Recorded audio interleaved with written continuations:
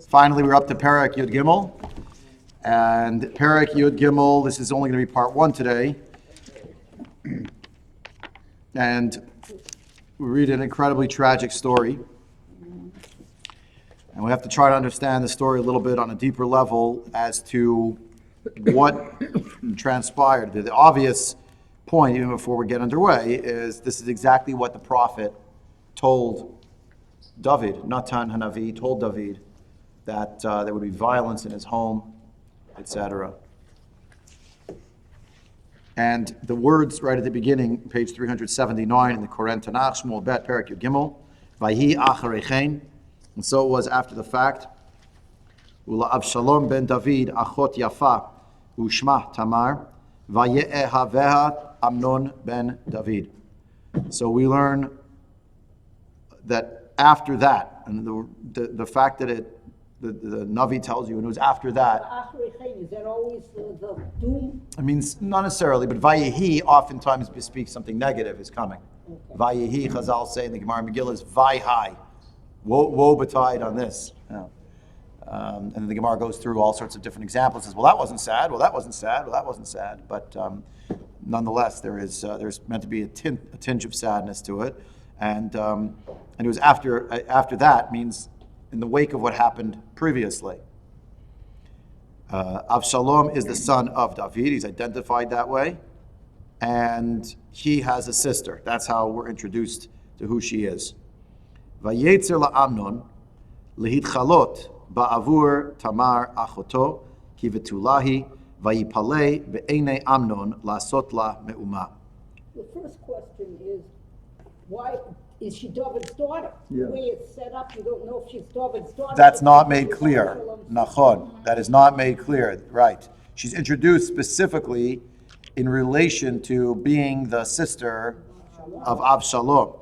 Of course, that's going to be germane for the story because if you were with us 11 and a half years ago when we did this parak, maybe 11 years ago, or if you learned it on your own recently, and you know what's going to happen. We know this is a terrible, terrible, terrible story. And among many terrible stories.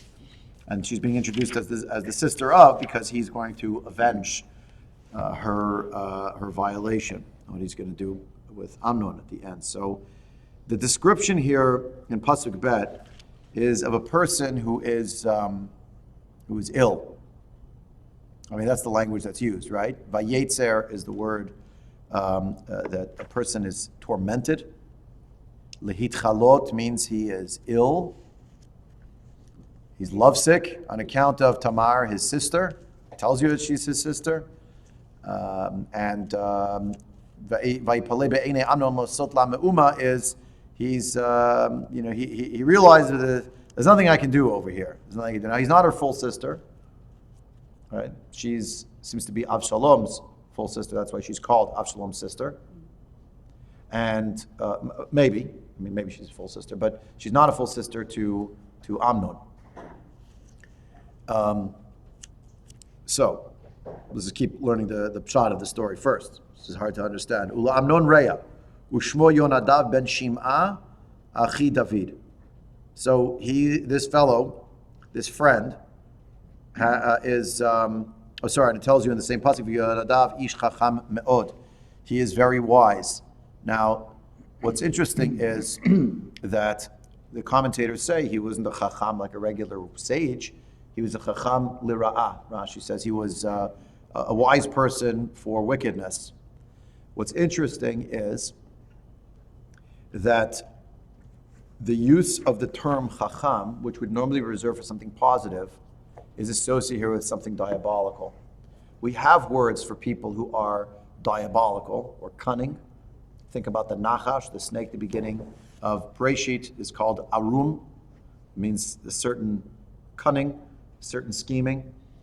And the word here specifically is telling you in advance this person's the chacham, but the word chacham is out of place. It's almost as if we're hearing the word chacham from the perspective of what Avshalom will think about him. And I want to harp on this because of what's coming as well, but you see it already here, right? Please. It sounds like he's his cousin, though. And he's his cousin. So why does he call him Rhea instead of, They were friends. Not Avshalom, Amnon. Now, what? Amnon. Yeah, they were cousins. But I mean, it could also be. You're right. It could also be that the idea that they're the Achei David could also be they hang out together. It could be also they were close cousins. It could be that they are not. The Achei David sounds to me pshat is literally it's also one of the brothers of David's children. What's interesting is you will recall that there was a rivalry. Maybe rivalry is the wrong word. David was considered the runt of the litter. He was held at arm's length by everyone in the family. And we know this from Shmuel Aleph. We learned these stories inside. We learned that even Yishai had a pretty low impression of his own son. And he said, he's out back. I don't think you want him. But of course, Shmuel Navi said, no, that's exactly what Hashem wants. That's who's being chosen. The idea that someone else in the family still had it in for David in some way, maybe at play here. It may just be they're two good friends, and he is, we learn, Ish Chacham Me'od. Very interesting translation from Koran. What is it? I didn't see. Sly. That's a beautiful translation. It is an interpretation, not a translation. Understand why? You can only call someone sly if they're going to do something negative. But he didn't do anything negative yet. But since Koren read ahead, right? Understand? Again, people like to pillory, I've said it many times, people like to pillory art scroll. They're not writing the translation, they're writing the interpretation. They're writing what Rashi says, it's not the literal rendering. Yeah, well, it turns out that's what a translation is. That's what it means something is lost in translation. That's what we mean by it. Doing when we're discussing. Right. But that's the only way you can attach it to yourself since it's related to you. So translation is a form of interpretation. Here we are. Chacham can also be manipulated. If we say about somebody who is Chacham, means he knows exactly how to manipulate. He knows how to play it. Nachon? I'm just saying when you look through Tanakh to this point, that's what we say today. Chacham me'od. Chacham me'od b'tzitutim means like he's this guy. He knows what to do. Yeah. But wily. Yeah. But that's not what the word chacham seems to mean when I don't know. When Yosef HaTzadik says to Paro, you need an ish chacham v'navon, and Paro says, well, is there anyone chacham v'navon kamocha? That he's not referring to someone sly or cunning or diabolical. He means a person who's wise, a person who's got the smarts and could deal with problems. Vayomer lo, and so the friend asked him, Madua ata kacha dal ben hamelech baboker halot tagidli. So, just this expression, why are you so low, son of the king, prince, so early in the morning? Come, why don't you tell me? Vayomer lo amno et Tamar achot Avshalom achi ani ohev. And he tells them flat out. Obviously, they were very close, so he told them directly what was what was bothering him, and clearly the observation of others who knew Amnon was that he exhibited signs of melancholy or distress or something. So he was asked, and if we want to say that he's wild, then maybe this is a leading question. Who knows? But we have no reason to believe that. Occam's razor over here. He asked him, you don't look good. He also referred to him as the Ben Hamelech. And that's why I brought up before about the relations, to give him a little, you're on top of the world. What could be wrong with you? So, Is Amnon, at least to the world, the heir to the throne? I mean, we know that it's going to be Shlomo. And we in the end. Adonijah is going to try to jump in. But the world no. thought that Don't know. I difference. Yeah, it does. I just don't know the. I don't know the answer. Because then, if he's the heir, then this guy, even if he's a relative, is obviously cuddling up to him for what he can get out of it. He really would. Yeah. I'm not sure. By the way, I'm not sure. Amnon refers to Tamar as Avshalom's sister. That's what I was about to say. It was the next thing I was about to say, is that Dat Mikra, Shmuel Bet was done by, I don't know who did the commentary, Yehuda Kiel, says this might be a proof that perhaps Amnon and Tamar were not actually sister and brother at all. That's why he doesn't say directly over here. That's why he says rather, Avshalom Achi. Avshalom is my brother, because we share a father. Maybe Avshalom and Tamar share a mother, but not a father, which would mean Tamar and Amnon are not actually siblings in that way. But then it means that Tamar is older than Avshalom. Why? Because once, if once Yeah. David has had relations or married a woman, and nobody else can have her. So therefore, she had to have a husband before her relationship with Oh, that's a good point. Okay. So that But if Amnon has another mother, so then Amnon could have been born. Oh, you think Avshalom? Yeah. Yeah, that's Yeah. true. Yeah, okay. So, Yeah, Tamar Amnon must might be older. older than Tamar, but Yeah. Tamar must be older than Avshalom. But based on this logic, it would Yeah. seem. It would seem. Faith, please. Use the word Ohad, because what he's feeling, to me, doesn't seem. I set this up a few minutes ago, and I told you I was setting it up. The word chacham doesn't mean chacham, and the word ohev doesn't really mean ohev. From the perspective of Avshalom, I think this part of the parak is being told. Davka. Oh, it's Heath. Wow, that guy's really a chacham. He's going to help me. What a wise person. We look at it and say, well, we know what's coming. He's a wily person, a sly person, a cunning person, a calculating person. You know, there's whatever you want to argue, whether or not there were Machiavellian considerations for Yonadav in saying what he said and the suggestion that's coming.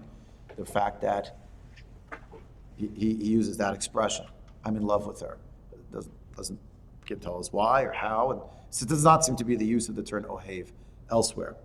Except for the story of Dinah and Right, Shaphat. right. We're not going to get that today, but we will get to that. That's more when Avshalom does what he does. But you want to say?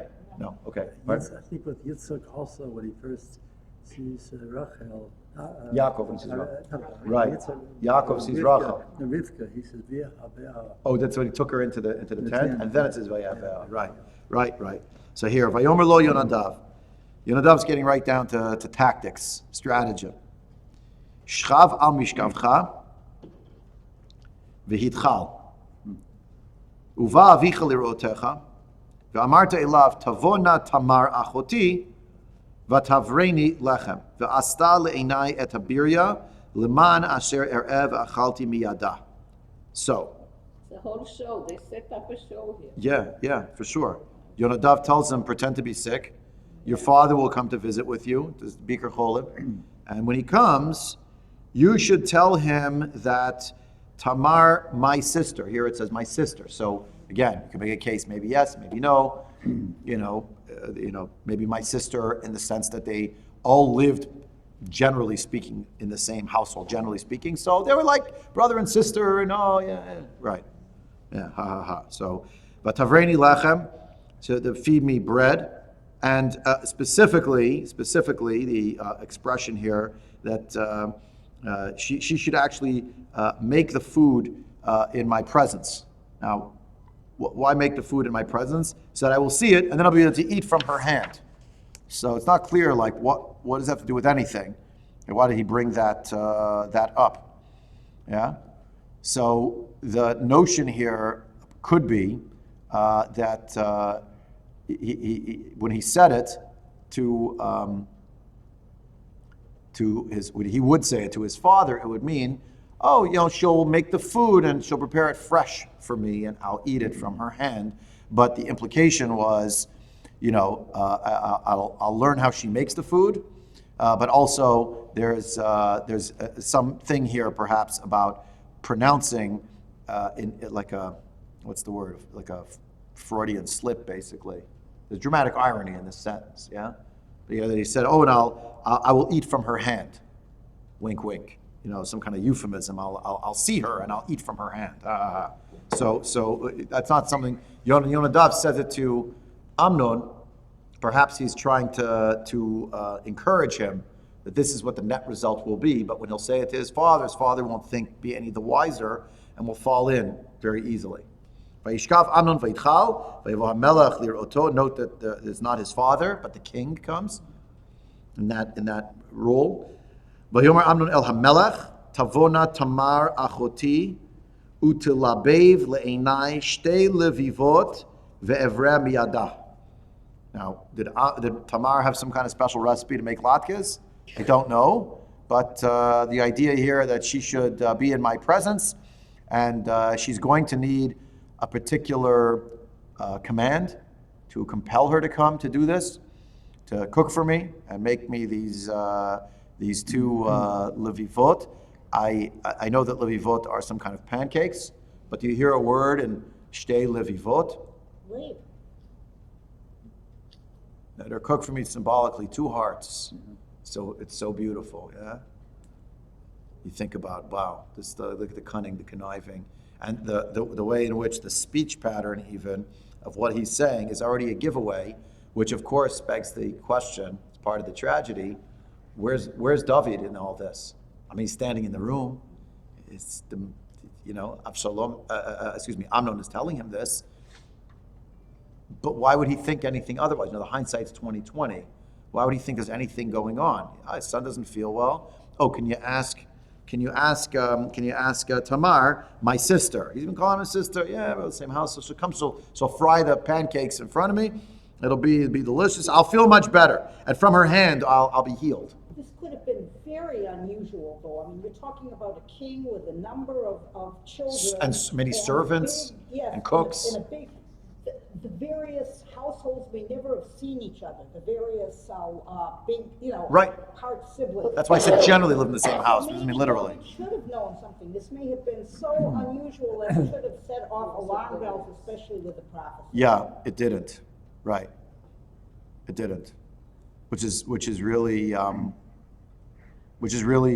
again, the hindsight's 20/20, but maybe you want to say, maybe you want to argue, which I underscore as a maybe. I'm sure there must be some commentators that argue both ways. What? There always are. There always are, right? Yeah. I mean, again, I'm relying on some of this language from Dat Mikra, like it says that the Levivot is Lashon Labat Eish, that at the sneh there was a flame of fire, the Labat Eish, the heart of fire, but here the idea that his heart was a flame, and the expression from Shir Hashirim, Libavtini achoti chala, Libavtini be'achat me'enayich. So the Libavtini also in Shir Hashirim, achoti, the sister being referenced in Shir Hashirim is not actually a sister. It's a diminutive, a term of endearment. It doesn't mean it in the sense of sorority or some relation between siblings. And that's the distinction between what Amnon is saying and what David hears. Well, it shows how oblivious David was already. Yeah. It's like it starts his Yeah. slope. Yeah, for sure. I don't know who's first. Debbie, But please. Hold on a it's second. like the Yeah. forest from the trees, even in contemporary life, even among our friends and family. It's like obvious to a lot of other people what's going on, but not the person in the room. I mean, I don't think that's so unusual. I don't either. Or in their own family, or in their own household, or their own whatever. Exactly. Community is like the last one to know, and so please. I was thinking that one reason he might have been so oblivious is it would never occur to him that a brother would have designs on his own sister. Right. That seemed, Yeah. why should he It's think of abhorrent such an and abnormal- it should be a natural, but again, if we're arguing they didn't see each other and they actually were not really related, or they were related in some distant way, or that he was just a person with, what do you want to say? He was, I'm being careful not to say things like unwell, but there is a pathology here in the behavior. There's something, right? I don't know if I gather it's listed in the DSM, under mental health issues. It's not normal, not anymore. But you have this idea here. So clearly, and it's the furthest thing from David's mind, and unwittingly, he actually is the one who enables this. And that's part of David's punishment, is he set this up because he was drawn along by a conspiracy where he's the last one to know. Just like when he heard the Kivsat Harash story He didn't think it was about him. He doesn't think this is going to be about him either. And then when it's going to all fall apart, of course, it's going to be unfortunately quite terrible. And she's commanded. Vayishlach David el Tamar habayta lemor lechina beit Amnon achich va'asilo habiria. Again, was she like some kind of great cook or something? They didn't have chefs. They got to get Tamar, come from the other house. But in a household where you just heard there will always be a sword in your household, people will hate each other and they'll be killing. If this is an opportunity for people to come together, how bad could it be? Well, in the end, it could be actually extremely terrible. It could be catastrophic, and that's what happened. It says David. Before that, it said Melech. Yeah. There's got to be a difference why sometimes Yeah. it's Melech and why sometimes Yeah, it's David. Avshalom and David in the same paragraph. At least here, I want you to know this: the Melech and his subject. He will soon not feel that he is a subject of the king. But also the It's fact that Amnon, not- what Amnon. I keep saying Avshalom. Sorry, Amnon. Sorry, when it's Amnon. Sorry, let's say that again. I keep conflating it. Amnon and David in the pasuk. He came as a Melech. I want to know: did he come more formally or less on a personal level? Did he come with the ability to command something? Indeed, he did command something. He commanded Tamar to go, which begs the question: so why did it shift to Vayishlach David el Tamar habayta? He was a king. He was also a dad. So he sent to Lechina Beit Amnon Achich, go to your brother Amnon to his house, meaning his room, his place. Make for him this biryam, this food that is the healing food. After a person gets up from Shiva, God forbid, comes back rather to sit down to Shiva, they get the Surat Havra'ah. Havra'ah means of healing. So birya, same thing. This is what's going to be. This is the special food that's going to be prepared. Vatelech Tamar Beit Amnon Achia, v'hu shochev, vatikach et habatzek, vatalash, vatilabev le'inav, vativashel et levivot. So we're getting all of these descriptions of different activities, which are, I think, pretty pedestrian activities. She was baking him something, frying something. Process of cooking. Yep. Tamar, you want to say that? Anybody? Yes, the achich and achotah, all these, we keep hearing the relationship over and over Right, again. that way. It's highlighting the sin. Yeah. I think it's highlighting. Perhaps the it sin. is. Perhaps There's it is. no accident that we keep hearing. Yeah, achich. for sure. And that's why I tell you, Beit Amnon Achiha. That's right. So now she thought of him though. She was like a brother. You hear people say this all the time. This person's like a sibling. Oh, they're like family to me. They were like family. They actually were family. In other words. So all these process of cooking, as Zipporah was pointing out, that process of cooking, she's kneading the dough and she's making it into these cakes, whatever it is, and she cooks these levivot. She cooks them right in front of him, and I imagine that most of us think is just going through the motions. He's already getting more and more excited that she's there already and she's cooking it and whatever else, and the oil already is crackling, so he knows already. Yeah.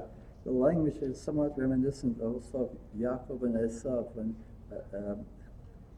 Interesting. I'm not pick it up. But Telech, Tamar, after that, Tikach, Batzek, Tlosh, Talash. Interesting. Although this is with the Lushi Vasiu God is really for Sarah and Avraham. It's Lushi. So you think of it, Lushi Vasiu God. I don't remember. Does Rivka bake also when Yaakov goes in with he takes something in with the meat. His father asked him for meat, so he made him. I don't know if there was signed food, but that's an interesting point. I mean, you're always looking for these. There's always these parallels and lines. I'm not familiar if there is a pasuk per se. There might be along those lines, but it's here the shaping of it and the frying of it, and then vatikach et hamasreit vatitzok lefanav. So she poured it out in front of him. Amnon, hotziu chol ish me'alai vayitzu chol ish me'alav. And everyone was apparently the other people in the room. So why would anyone think anything is strange? Right? Perhaps I don't think it's really from here, but it's just interesting. It's out of the frying pan into the fire. Took it out. Yep. So everyone had to leave. Vayomer Amnon el Tamar. Havi habirya hacheder ve'evre miyadech. So bring it to me in the room. Presumably she was in the outer room. I don't know. Bring it into the Tikach Tamar et halavivot asher asata vatavei le'amnon achia hechadra. Now, does he have to tell us something private? Why did everyone have to leave? Well, no one's suspecting anything's going to happen. He's sick in bed. He's not a well man. So, okay.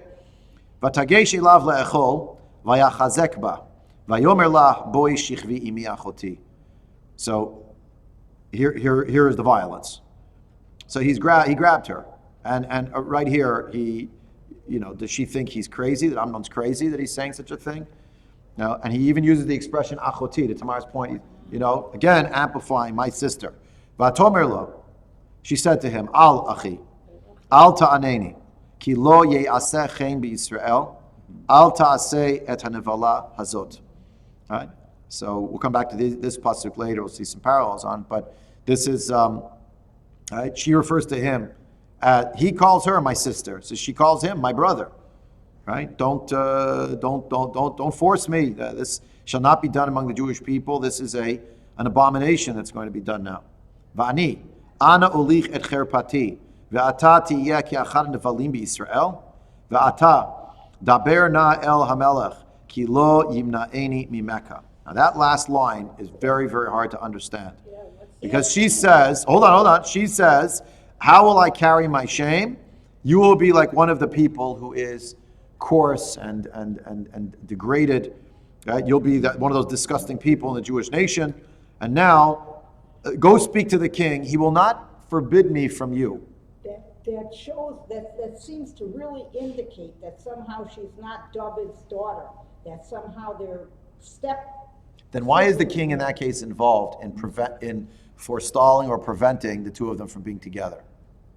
Maybe the king has to give a blessing for people to get married. In general, we don't have any record of that. With children? Not in general, but with children. If she's really his daughter, but you just said maybe she's not his daughter. Now, she's under his There's aegis cares. now as his wife's daughter from a previous marriage. Because otherwise, if they're really, really blood relatives, how on earth could David give? It's against the Torah to marry a blood relative. So the only way David could do anything is if somehow they're not blood relatives. Yep. Which is possible. It's just think strange. she's stalling because, I think she's really a half sister. I think she's stalling, and if she says, get out. okay, ask the king, and she knows that the king would never allow it, and so It's her escape. she could get It's her escape. Yeah. And by the by, also she references her father, if he is her father. It's, you can see it both ways. It's the king again. Disturbing. It's extremely disturbing. Dotmi Krupwood said al 3 times. Al. It says al. No. Huh? And here's an interesting piece for you. And I'm not going to get too contemporary, but there is something over here to think about. I call the shir today #Tamar2. You say anything to get out of from under the thumb of a tyrant and God forbid an assault and this and that. You tell any lie, save your life. She's saying, how can I bear the shame of this? How will you bear the shame of this? And this will be written up for all time in Tanakh as a terrible thing. We can't. But she says what she says. But in saying that, in a certain way, as is she also kind of implying, she's dealing with the big bad wolf over here, Lahavdil. But she's no Little Red Riding Hood. She didn't amble into his house. That's not a story really about a little girl and a wolf. Everybody knows, I'm sure. They were dressed in red. This is a trope of Western society. It's one of the foundational stories for a reason, but to remind children, particularly girls, about not being lured in, etc. And I have no idea if there's any relationship between that and this. It just came to my mind. But the idea that she said to him something that opened the door to its possibility in the future, while it is a means of escape, the question is there also a certain, on his part, not hers, but on his part, it's opened the door to some ambiguity about her true desire. Meaning, she gave, she certainly protested. She said no. And she said no 3 times. Don't do this, and don't do this, don't do this. But the last sentence she said is, and someday we really could be together. So the question is, in the mind of this predatory person, is he thinking, well, she did also say at the end, someday, so I think now and not someday. And let me draw it out and make it really, really harsh, so you'll just realize how terrible it gets. Since one day this person will be permitted to me, so why can't I have them right now? Since one day, what? That's the interpretations of David, that he had Nebuah, that Bathsheba. You fell in! That's exactly what I was setting up. That's exactly the point. It's exactly the point.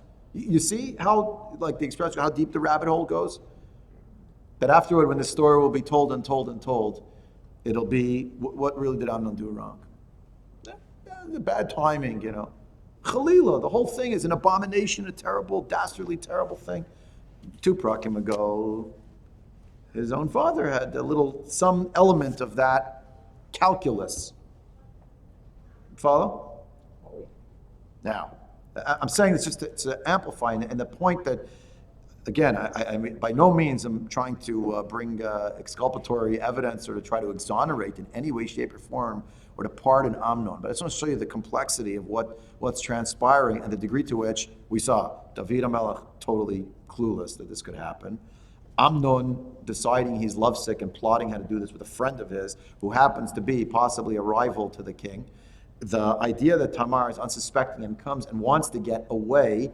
And again, I don't fault her one iota for saying what she said, but the question is in the mind of the predator that open up kind of like, well, there's actually a family history where someone in the family does something that's not the right time, but, how bad could it really be? Now, we have to still deal with, of course, the potential incest piece over here, which is only another layer of horrifying dynamic and bespeaks this, pathological, predatory behavior. But at the same time, even if we were to remove that and see somehow they're not actually blood relation, etc., we still have this dynamic of Amnon being able to say to his father, me? What about you? There may be two different kinds of things that were inappropriate, but, So, okay, do you want to say something, Jerry? Sorry. This pasuk, if it would end with a question mark rather than a period, would have exact opposite meaning, and then it would be consistent with what she's saying. Well, I don't see any hint of that in the language. Daber na, and now, daber na el hamelach ki lo yimna'eni mimeka. There's no... That would be a question. Well, then it should be halo, yimna'eni mimeka or something, but it doesn't say that. No. But that's why it says Yodalid. The crime has already been committed in phase one. We're already now in the most terrible part of the crime. V'lo aval yishma bekola. He did not hear her voice. That expression we know. Back to what you were hinting at before with Lushi Vasi. Who go to Avram and Sarah, Kol Hashem Tamarla, Sarah Shema Bekola, V'lo aval yishma bekola. You didn't hear her voice. Vayechazak mimena, vaye'aneha, vayishkav ota. And it tells you in graphic detail, unfortunately, that he grabbed her and he assaulted her, he raped her. Sorry, so let's stop there for a minute, just on that point as well. The difference between him and David is going to come up in the next sentence. Okay, yeah. The aftermath. Yeah. When David finds out that Bathsheba is pregnant. Right, that's what we said, right, very good. The whole thing with Uriah is, okay, he's trying to spare or something, and he does more wrong by trying to, but he's trying. Whereas Amnon is going to show up as one of the most vile people that, Yeah, for sure. And that's why it's the exact next pasuk. Worse than Shechem, because Pardon? Shechem wanted, worse than Shechem, because Shechem, after he rapes... He wants to marry her, at least. Yeah. Vayisna'eha Amnon sin'a gedola me'od ki gedola sin'a asher sne'ah. Me'ahava asher aheva. Vayomer la Amnon kumi lechi. He hated her now with a greater hatred than the love that he had for her before. And he told her, get up and leave. Pardon? This is awful. It's incredibly awful. It's Shein Kamo. It's mizazeh, it's shocking, it's abominable. And we have to ask ourselves, really, the Tanakh had to tell us like this whole story in depth. Just say Amnon assaulted Tamar, and then Amnon got killed by Absalom. But there's obviously a reason we have to know these details. I'm pointing out some of them. Like We're coming to them. Yehuda and, Huh? like Yehuda with his daughter-in-law. We'll come. That's another layer here. And it's exactly the same name of the person. It can't be, it would be very strange to be accidental given Tamar and Tamar. the similarities. Although there he doesn't compel her per se, but we'll come to it. We're first in the shitchi on the superficial level, just learning, the basics. So what happened here? He hated her, a great hatred, and the hatred that he hated her was greater than the love that he loved her before, right?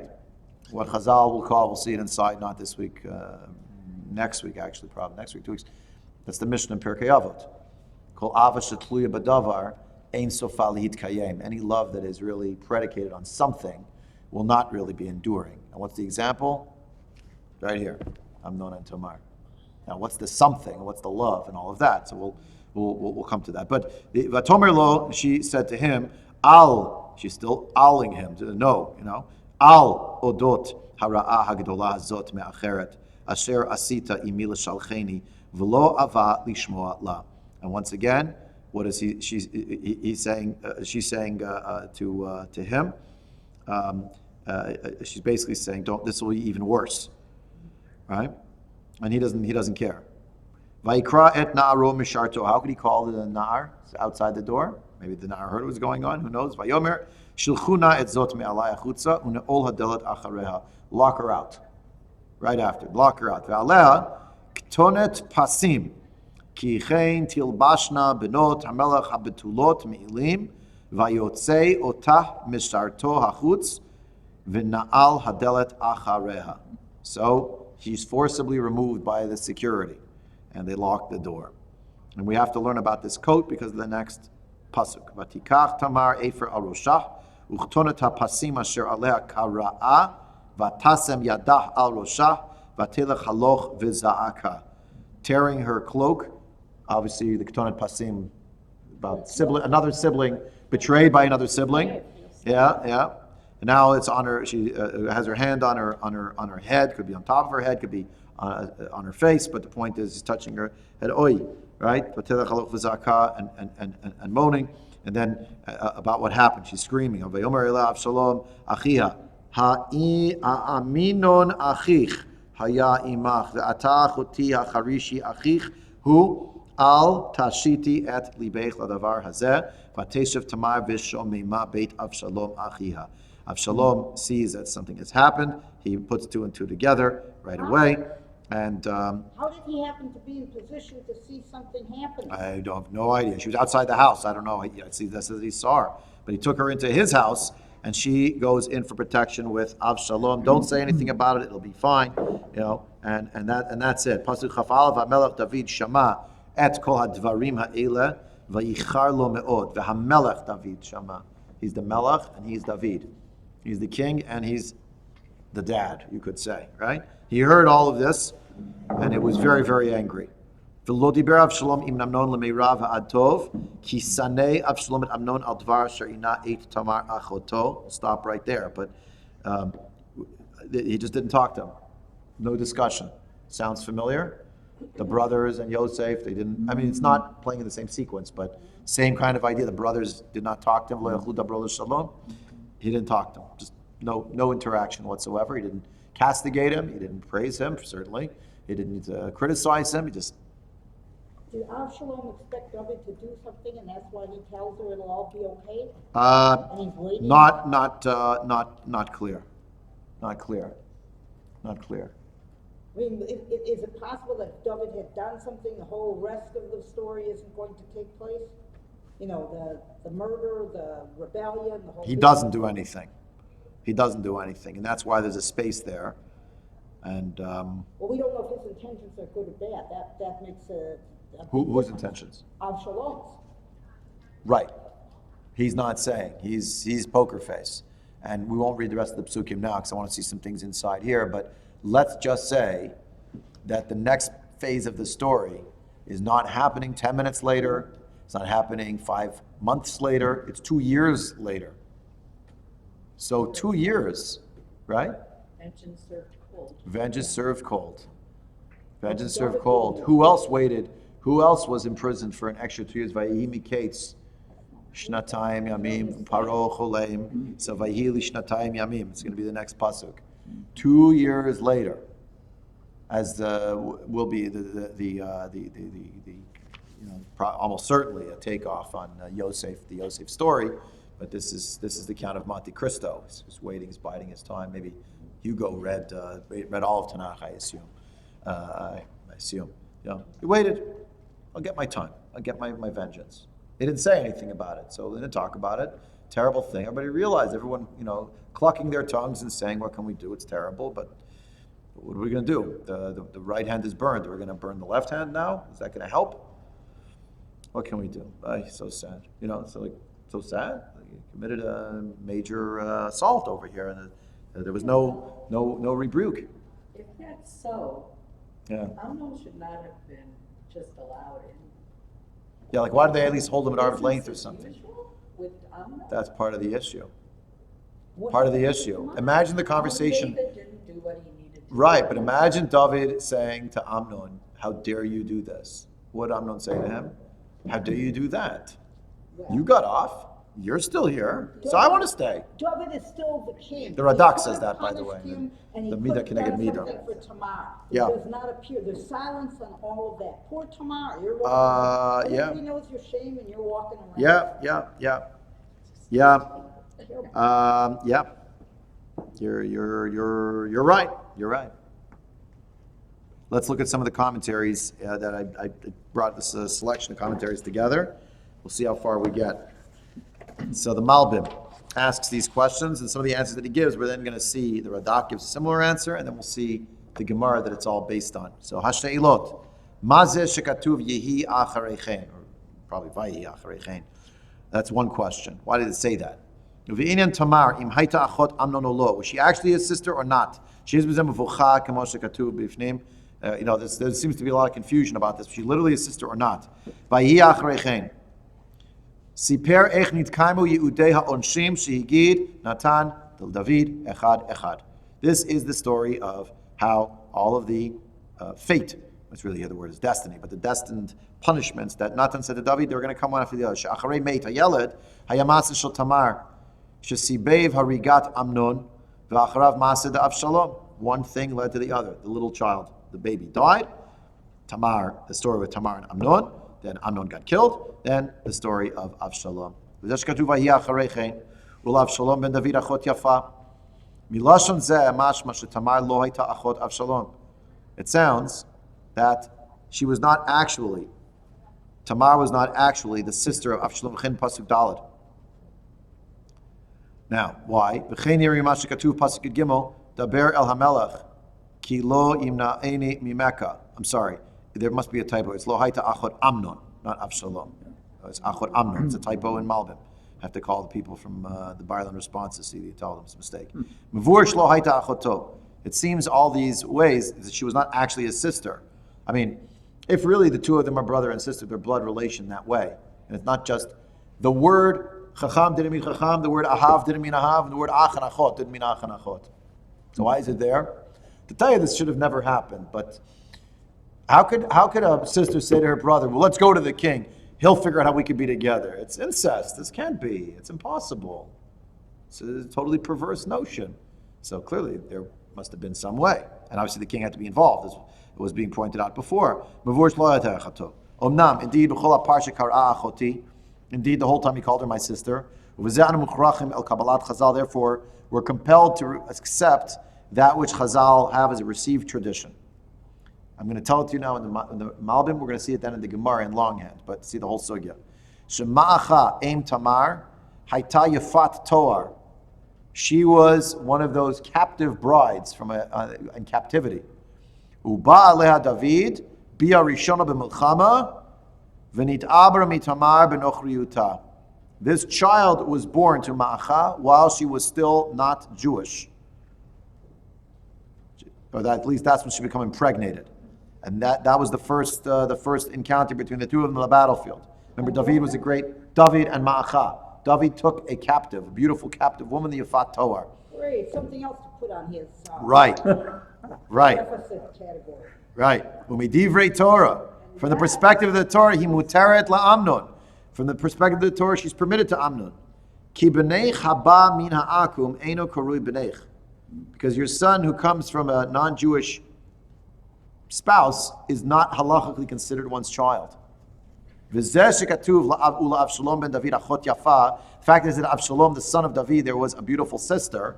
She'amet b'din Torah, really, and I'll use the word advisedly, technically, according to the laws of the Torah. Remember that word from last time? Rak Avshalom shnulodad achar shnigara karui ben David. V'chin diek vaye'aveha Amnon ben David. And therefore the diuk is specifically that the Amnon, the son of David, loved her. He's the son of David, and Avshalom is the son of David. But really, she's not actually the daughter of David, in as much as when he impregnated Ma'acha, Ma'acha was not yet Jewish. And this is the child from Ma'acha. Is she even Jewish? Let's assume she converted to Judaism. I don't know. Let's assume the moment she was born, actually, the mother had already converted to Judaism. That's even much smoother, right? So what do we have here with all the furrowed brows I see before me? From a technical perspective, Amnon could make a really good case that it's fine. I mean, it's still not fine, but it's not as terrible as we thought. It's not really incest. It's because really, from a technical perspective, they're not actually related to each other. But now in this configuration, the way it's being explained by the Malbim, which is really straight out of the Gemara, is that David is married to Ma'acha and David is married to Amnon's mother. The way David got married to Ma'acha, however, was first on the battlefield. A rape on the battlefield. Again, I'm going to use my thumb. Which technically is permissible. Yeah, technically, but aside from that, how could it be? Now, hold on. But you have to. Well, you got to keep. Whether she's Jewish or not, a rape is a rape. What does it matter? Okay, so there's two components here. One is, was it incest? And another one, was there rape? Was there rape is not a question. It's obvious. The Navi makes it obvious, makes plain. This was a rape. It was an assault. It was atrocious and horrific. Was it also incest? Question mark. Like, why is it in his head at all? Why isn't he? They didn't have psychiatrists then, but why isn't he saying, like, if I am attracted to my own sibling, something here is not. It's not right in my head. It's not good. Something's wrong. He didn't think that. Now you could say, well, in antiquity, people sometimes did think that, and I don't know. It's still a crime. It's still usher as far as the Torah is concerned. He seems to have made some justification. My point is, when she said to him, maybe the king could allow it, how could that even come out of her mouth? The king can't abrogate. The Torah itself says in Parshat Achrimot in the last chapter that this is Chimas Eretz Mitzrayim, Chimas Eretz Canaan. Don't do this and don't do that. It's terrible. So what is it? And just look at how we have the technicality that maybe she's not really his sister, and we have this other technicality called Eshet Yefat Toar. With your second technicality on here, that she is the daughter of David from this rape, not from a rape. David did not rape anyone. Eshet Yefat Toar, it's not clear that that's a rape. Maybe by American law standards it might be, but it's wartime and it's... Some woman that's there on the battlefield. Doesn't sound like it's any kind of love thing. I can't even go there. Either way, it doesn't compute. Tamar is older than Avshalom. And if Amnon is going to use this as a justification, see, technically she's not really Jewish. Why does he hate her so much? No one said, wait, I said maybe she's technically not Jewish, but it seems that she is Jewish. It's that her mother converted as part of the process after the month. We're going to see the psukim in a minute. It doesn't count when she's conceived that she can be David's child because of the way the Torah is. No. The point is, the moment of the conception, that child is not actually Jewish at the moment of conception. Right. If then the mother converted and the child is therefore converted and Jewish, etc., but she's not biologically related to the father as such. Father. Yeah, halachically, she's not related. Technically, understand? But then why should Amnon hate her so much afterwards? Why did he hate her? What's the revulsion? That we're not going to talk about today. But that's a very important part of this as well. When the 2 minutes love turned to 2 minutes hate. That's an Orwellian line. But yeah, there's a lot of projections going on. There's a lot here. And the objectification of Tamar, seeing her as an object and not as a human being, etc. And this is all part of the crime. This is all other layers of this terrible criminality. We talked about this before, Well, of speak. how it's going on with what David does is going to go on to the children. There's still the idea of free will, but there is no free will with Tamar. I don't see how, I mean... Well, there's no free will with Tamar because the free will was exercised against her will, and that's... Right, but... God gives us free will, but unfortunately, as we see, every day, bad people still, that's what the free will means. Unfortunately, that's why I call it a great and terrible gift, free will, because sometimes people do terrible things. Cain kills Hevel. Where's God? God's right there. Why didn't he save Hevel? He could have given Cain an aneurysm, would have been very convenient. That's what the free will is, what it means. We don't have answers for these things. It's not a denial of Tamar. There was a denial of Tamar's free will. She was assaulted. Blame her for it. Let's say she should have run faster. What do you want from her life? I mean, it's a terrible, terrible thing. Look with me at Pasuk Bet Malbim. Vayetzer Amnon lehitchalot. He got sick. Umefarish lo haya lo tikva lisao tali shayit. No hope of marrying her. Bavor Tamar achoto. Tamar, his sister. Ki hayta gdela kivat ben habanim. She grew up like a sibling in the same household. Shema nit'aber milchama lo ishpil kvoda be'enei Beit David l'shalo tiyeh nechshevet kibito. Shema nit'aber, excuse me. The fact that her mother became pregnant with her during a time of a war did not diminish her honor in the eyes of the house of David. That she wouldn't be considered like his daughter. Hagam she'al pi divrei Torah he came. V'yada shelo titratzeh hi ve'achiha lahasi'a la'amnon lahachriz al yedei zeh shehi ka'asufi min hashuk. He knew that there's no way that she will agree, or that her brothers will agree to marry her off to Amnon, and to claim through that she is a foundling taken from the marketplace, and that she's not really from the line of the king. Impossible that would happen. V'gam lo lavo alea ba'ones, o al yedei pitui ki betulahi. Also, there would be no way that he could really assault her. There was no way he could seduce her because she was a betula. Why do we know that detail? It's not just biology. The betulot were very careful, and they didn't just go out of the house stam. They were very snuot. They stayed in the palace with their modesty. She would never appear before him. It was wondrous, meaning he didn't think it was ever going to happen. But his friend had a really smart idea. When you're sick, so the barriers get lowered, because what can you do? You have to take care of the person, right? I'm going to use the word now. I'm going to come back to it again and again and again. And this story is related to what happened before. What's happening in this parak. How could you not do chesed for such a person? He's sick. He's in bed. It's a chesed. She's going to say, I'm not going to do chesed for someone? Chesed's so wonderful, so good. The flip side, the cracked mirror of chesed, the flip side of it, says the book of Kabbalah, this and that, Hashem made like opposites, the mirror image, but the cracked image, the funhouse, not so funhouse mirror, cracked, is ta'ava, is a desire that is overreaching, and the blurring of boundaries, and the overreaching that leads to a horrible, horrible destruction. I think you've got to look at it like with Bathsheba. Once the king summons you, and Tamar was summoned, and even it was summoned by David, you can't say no. So if she had to be in the presence of Amnon. Right. I mean, the king didn't want this to happen. That's for sure. The king didn't want this to happen, but if she had any reservations that this isn't really, I mean, hey, there's plenty of servants, this isn't really a good idea. This makes no sense, etc. Yeah. She really wasn't in a position to say no. Because the king had said it. Just like Bathsheba. Excellent. Which, again, as would later come up in world literature, the tragic figure in Western literature will always be the one who brings about their own tragedy on a certain level. They have a major hand in effecting it. Not the only hand, but a major hand. And you see what happened here with David? Exactly the story.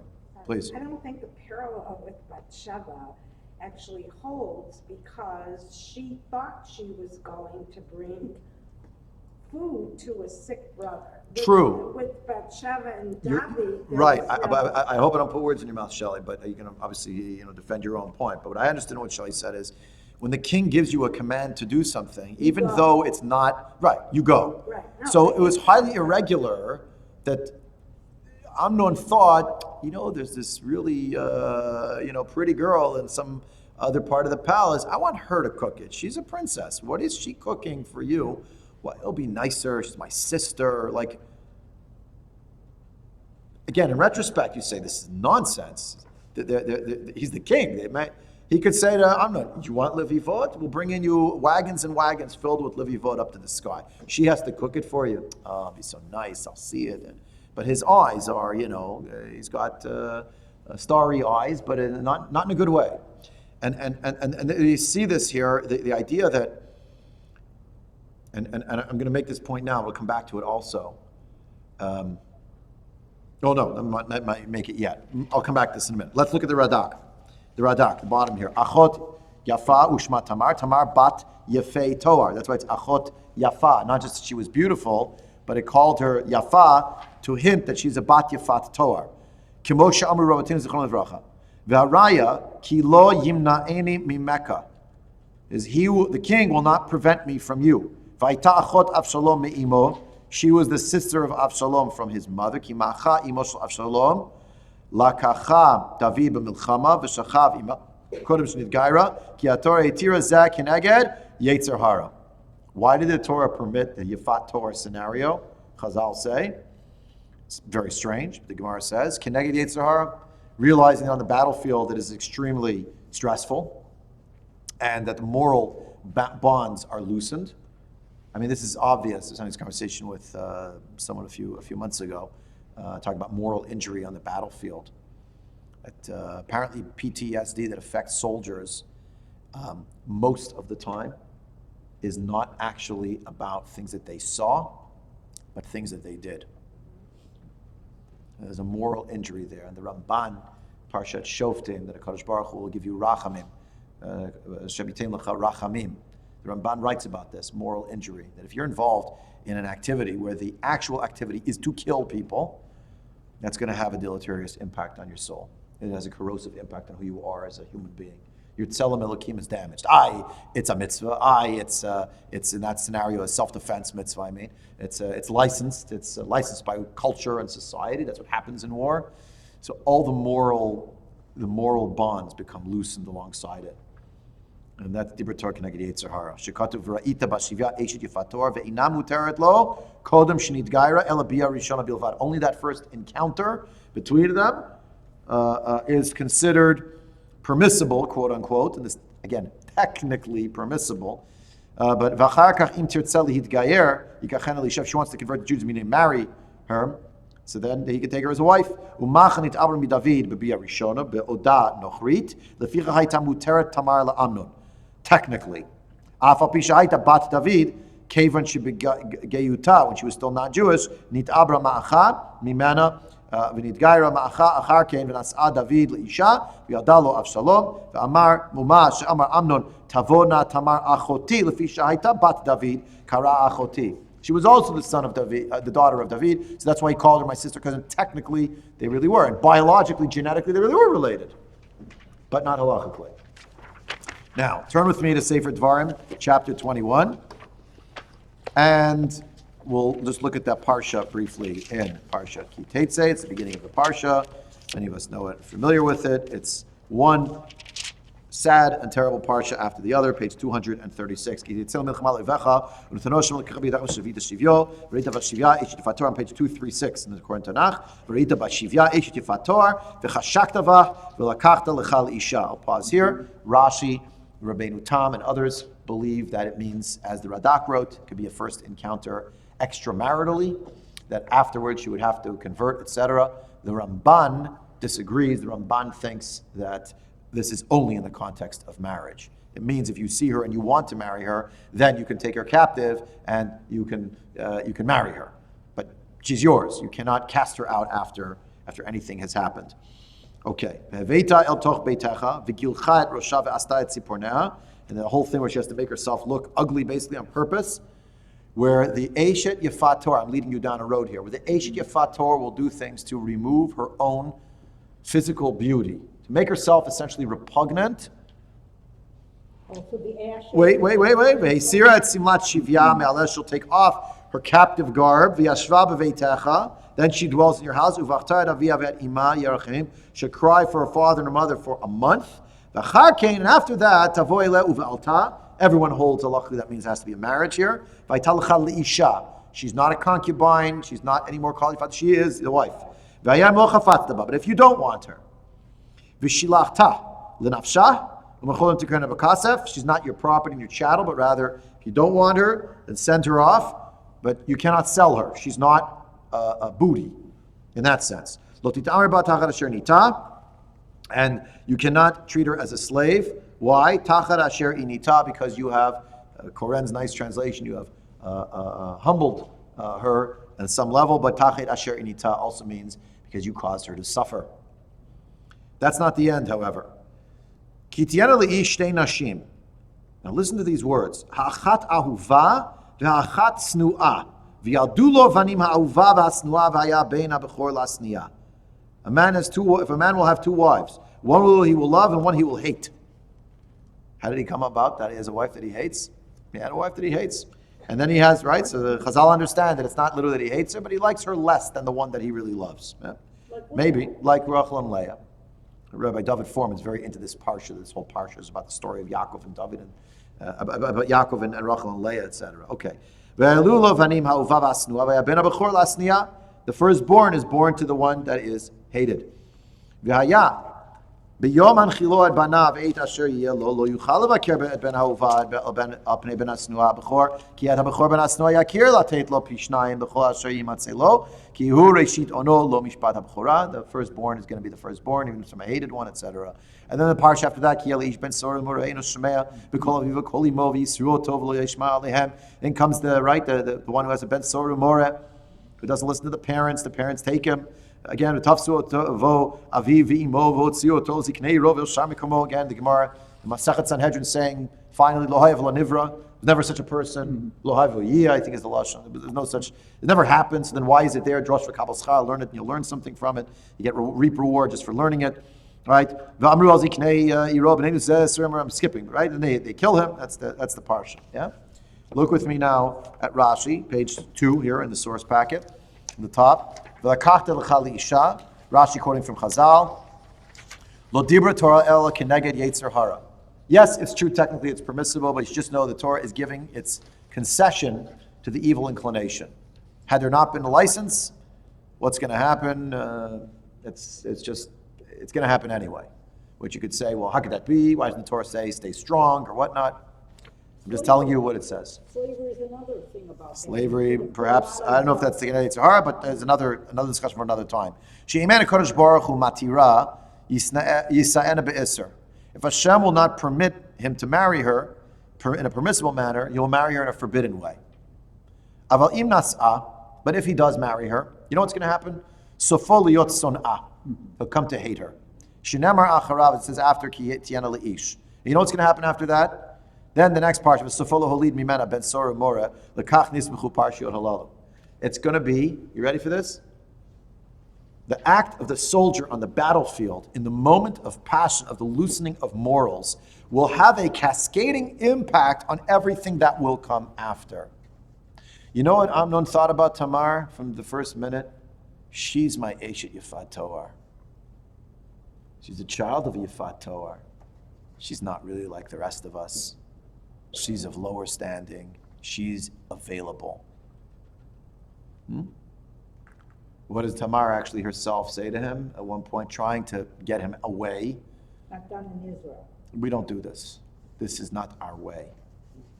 But has he maybe made some kind of argument for his own? It's not literally a battlefield, but life is a battlefield. And what can I do? You know, you can just imagine. I'm putting words in his mouth, but I don't think I'm putting thoughts in his heart. And you see that right here.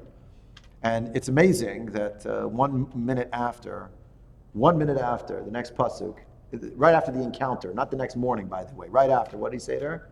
Get out of here. Why? I don't know you anything. Why not? Because you're just an object in my pageantry. You understand? And you're not even an Eshet Yifat Toar. You're not even on that caliber. What disgusting degradation. How terrible. She goes out and what happens right away? Someone blurted it out. Tamar said it. She's tearing her clothing and making herself look Ashes. yeah.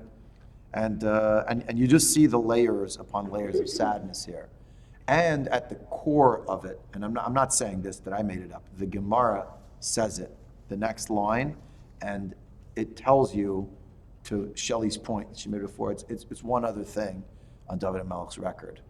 And we're just like, and you have to ask yourself, like, wait, maybe the fact that he was so used to going out to the battlefield and taking women, halachically, he made a case for it. Maybe that opened the door a little bit to a loosening of bonds with someone who was in the battlefield for him. Uri Achit, he went out there, like he's my representative, yeah? He has on his lapel or something, his falafelim, on the bottom, it says little thing, Tzva Haganah Yisrael. He's Mishalanu, but he's like me, he's my extension. So, you want to scream, like this is terrible, this is wrong, this is atrocious, abominable. Amar Rav Yehuda Amar Rav, the Gemara in Sanhedrin Chaf Aleph. I don't know if it's a guzma or if it's literal. I don't know how to understand it, but the number is not an accidental number. Arba me'ot yiladim hayulu David. He had 400 kids that he sired. V'kulan b'nei Yifat Tor hayu. All of them were the children of Yifat Tor. What happened to them? Umagadli beloriot hayu. Now, magadli beloriot means they all had long flowing hair. Who else had long flowing hair? We're going to come. Absalom had long flowing hair, and he had long flowing hair. But all of these kids had long flowing. No, the expression long flowing hair, as any of the Mefarshim describe, is always a tip-off. When it refers to him as Megadli Beloriot, certainly in the mind of Chazal. I'm not saying about Absalom, but certainly the way Chazal is describing it, having the long hair was the way of pagans. Okay, so that's how they worked. Were they anything Jewish? Like, what were they? Now the list now pampered. V'kulan yoshvot b'kronot shel zahav, u'mahalchin b'roshei gayasot hayu, v'heim hayu bale egrofin shel Beit David. Look how they're being described. These were the people, the fists of David's house. They rode in golden carriages. Now, does that mean he held them in high esteem and gave them a lot of wealth? It sounds that way. And they worked for David. They were all in the army. They were all over the place. Remember the 400 men that David goes around with? Now, I'm not saying they're the same people, but I am saying there is a parallel here with the 400 and the 400. Remember what we learned? We learned about the 400 men. There's only one other person who has 400 men, Ito, Esav. A man of passion, but a passion keeps spilling over into a blind rage and bad things that keep happening. Here it is.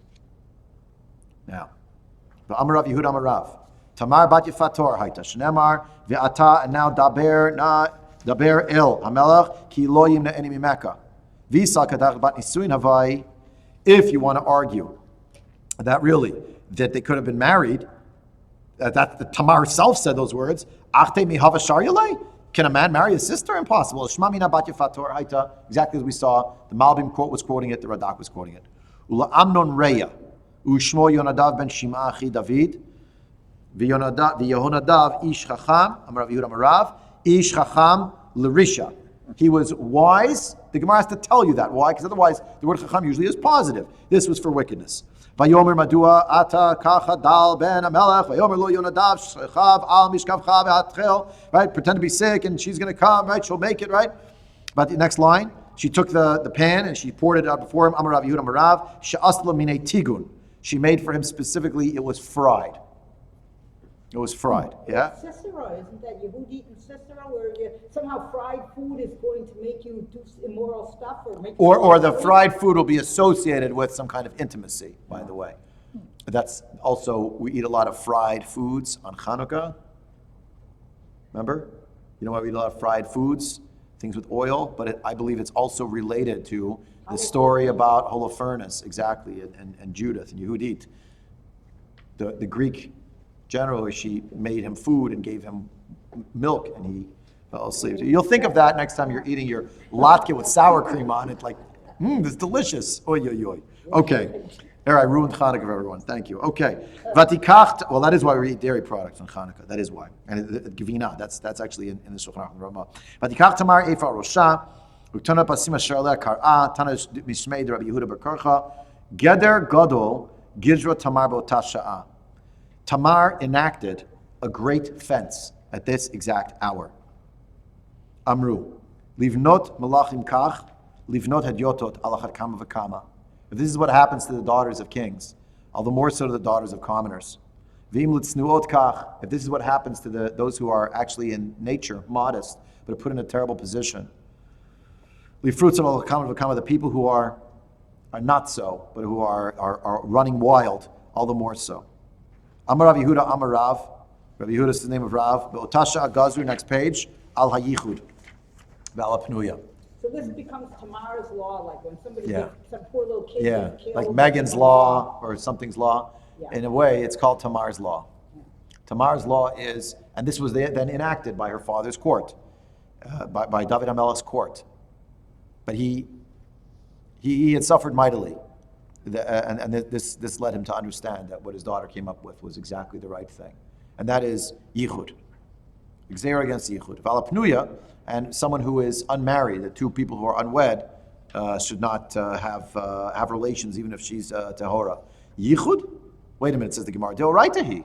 Isn't that actually a biblical prohibition? The Amar Rabbi Yehuda, Mishum ben Yehotzadak, Remez liyichud min haTorah minayin. How do we know? Ki yisitcha icha achicha ben imecha v'chi ben aim mesit ben av eno mesit. Why does it say when your brother who is the son of your mother? It can't be from the other side also? Elomaylecha ben mityachedi mimo. A son can be alone in a secluded area with his mother. Ve'ein acher mityachedim kol arash b'Torah. Right? So, but other people cannot be alone together. Let Ema rather say, what was their enactment actually? Gazru al yichud de pnuya. That the two people are not married to each other, even if the woman is a pnuya, meaning you wanted to, and that's therefore on the top of the page 3 here, which is really the top of Chaf Aleph Amud Bet. Al yichud val pnuya wasn't al yichud kama al hapnuya, but rather al yichud shel hapnuya, basically. Okay, follow? And that's their gzeira. That's the gzeira d'Rabbanan overlaid on this aspect of a doraita. Because you could have argued, well, if she's a pnuya, so I'm not forbidden to her as a relation. So then, what's the big deal? If something happens. Then you could say it's a form of kiddushin. No, says the Gemara. That's what the gzeira of Malchut Beit David was. And we learn about this principle of yichud, this halacha. It's not principle. And I entitled this shir, Tamar, #Tamar2. I'm not blaming anybody's feet, Khalila. If a victim is a victim 100,000 times over, there's no two ways about it. I will also say, though, that our Chachamim were very wise, and we live at a time where the Isser Yichud, Hein Doraita, Hein Derabanan, has many detractors for many years. People who make fun of it, and they think it's silliness, and it's backwards, it's from some bygone era, and it's quaint, and today no such thing. We should trust ourselves. But the Torah, and a person who's faithful to halacha makes and abides by this halacha, and pishnayim, double and 10 times, 100,000 times more than they ever did, should be makpid on Isura Yichud, and to know the basic Isura Yichud, not to be secluded in a place of inhibited entry with someone who of the opposite gender to whom one is not married. It's a halacha psuka. Just end with one last thing, which is, wow, we went crazy overtime because we started late. So, which is this: there was a concept for many years, and this concept went through the ages, really through the ages, that a person really could be diagnosed as being ill as a result of being in love with someone. And I don't doubt that there are psychosomatic, components in this and that, but that it was a diagnosed illness, and people being lovesick, etc. The whole world of love conquering all, etc. That it animates so much of Western literature through the Middle Ages and into the modern and postmodern era for sure. But I think of this Gemara actually in the culture in which we live, people's declarations about their health state, physical, mental, what have you, as a license for behavior that is contrary and countermanded by the Isurim in the Torah. So here's the case. From the Gemara, the Rambam Paskins, essentially according to this Gemara, we'll end with this. It's the Gemara in Sanhedrin Daf Ayin Hey. Amarav Yehuda Amarav. It's the same Baal Memra that we had from the story of Tamar, the same person, the same quote. Ma'aseh ba'adam echad shenatan einav be'isha achat v'helo libotina. So there's a story about a person who had his eye on a certain woman, and there was this desire within him. Ubau v'shalu l'rofim. They went to go ask the doctors. V'amru, and this doctor said, as a matter of medicine, not a matter of silliness, but by the lights of the medicine of the day. Ein lo takana achati ba'el. There's only one thing that can cure this man, is to consummate his desire. Amru chachamim. They went to the chachamim of the Jewish people. What did they say? Yamut v'alti ba'el lo. Let him die. He should die. How could you let a person die? Nebuch, he has a problem. That's too bad for you. No, we're not going to permit this. So the Gemara says, okay, well, maybe the Chachamim would come up with a compromise. Tamod lefanav aruma, maybe she should stand before him without clothes on. Yamut v'al tamod lefanav aruma. Okay, let him die. Tisaper imo me'achore hageder, maybe they could put a little mechitza up. She'll go on one side, he'll go on the other, and they'll have some intimate words. Yamut v'lo tisaper imo me'achore hageder.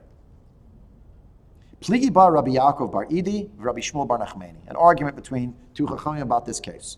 Chad amar eshet ish haita, it's that she was already married to someone else, and that's the issue. V'chad amar pnuya haita, and one argues that really she's unmarried, she's a single woman.